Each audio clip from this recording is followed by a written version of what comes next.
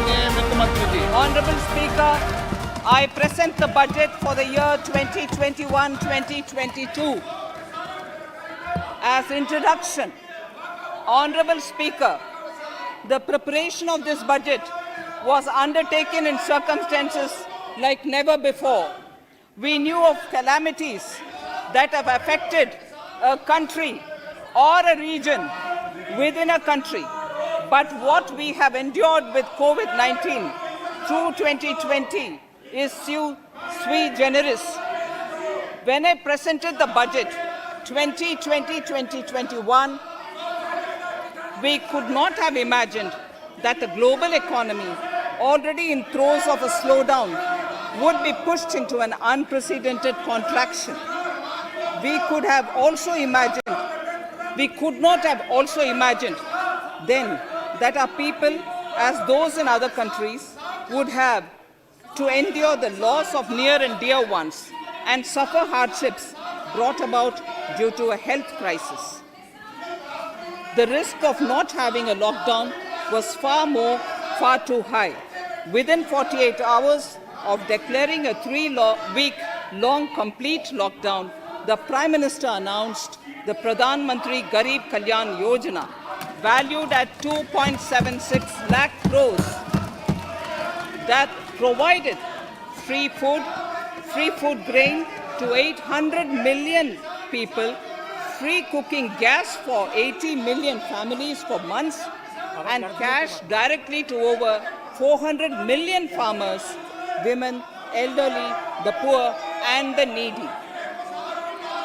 Even as a large section of citizens stayed home, milk, vegetables, fruit suppliers, health and sanitary workers, truck drivers, railways and public transport workers, bank employees, electricity workers, our annadatas, police, firemen, and the armed forces all had to go about their work as normal, but with the additional anxiety of the virus hanging over them.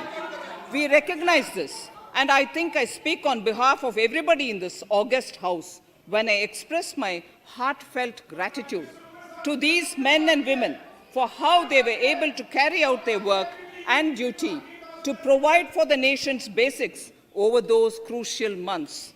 Speaker, sir, for public good, honorable members of parliament and members of legislative assemblies too offered their salaries. In May 2020, the government announced the Atmanirbhar Bharat package. To sustain the recovery further into the year, we also rolled out 2 more Atmanirbhar packages, 2 and 3. Total financial impact of all the Atmanirbhar Bharat packages, including measures taken by the RBI, was estimated to be about 27.1 lakh crores, which amounts to more than 13% of our GDP. As a government, we kept a watch on the situation and were proactive in our responses.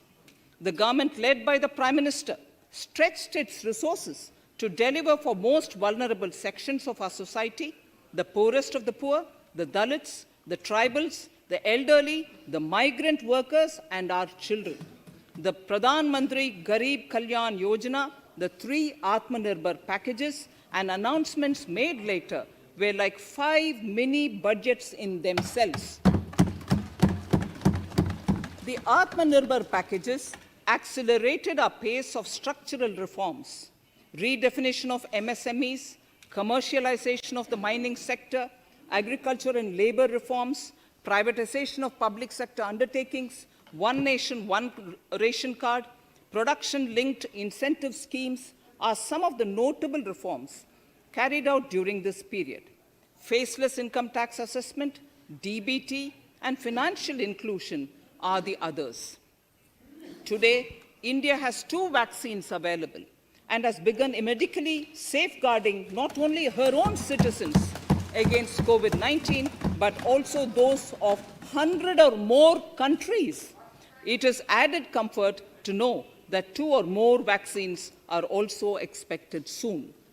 Honorable Prime Minister launched the vaccination drive by crediting and thanking our scientists. We are ever grateful for the strength and rigor of their efforts.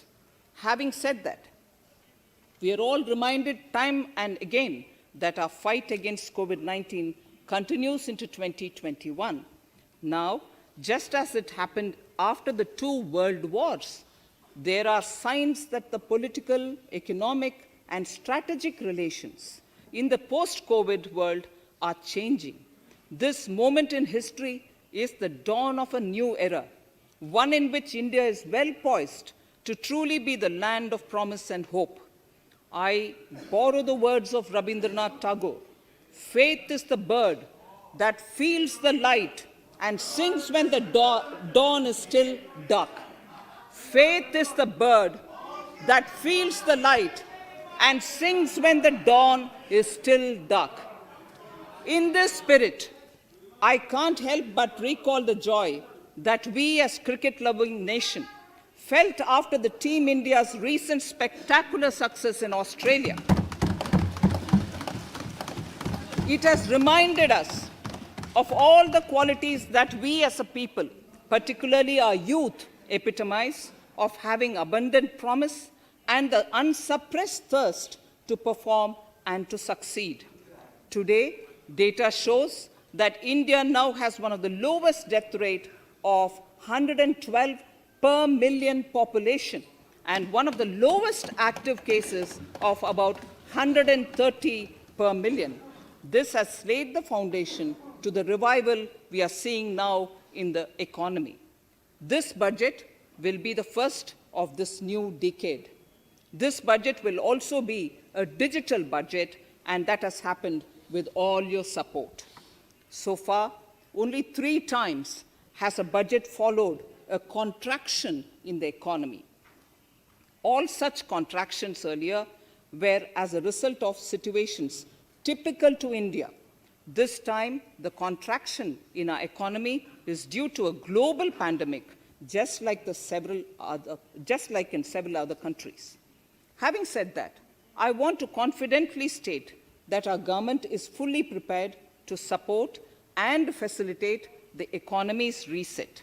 This budget provides every opportunity for our economy to raise and capture the pace that it needs for a sustainable growth.